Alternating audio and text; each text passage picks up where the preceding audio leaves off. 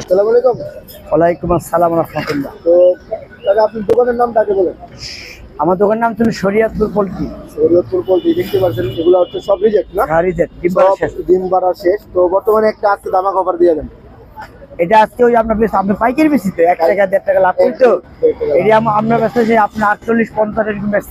আচ্ছা 48-50, কেউ বেশি নিলে একটু টাকা হয়তো কমানো যাবে। যদি মনে 200-300 কেউ নেয় তাহলে ছাড়া দেবে। আর পুলেট কোয়েল যদি থাকতো তাহলে পুলেট নাই। পুলেট আজকে মনে করেন যেই পাখি আজকে 75 টাকা জোড়া বেচছি, এর 60 টাকা কয়দিন আগে বেচতে পারি।